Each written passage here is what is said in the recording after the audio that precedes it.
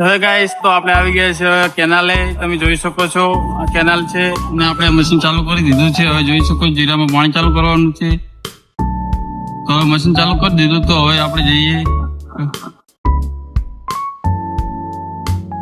તો હવે આવી ગયા છે આપણે ખેતરને. હવે આપણે વાળવાનું છે પાણી અને આ છે આપણું જીરું.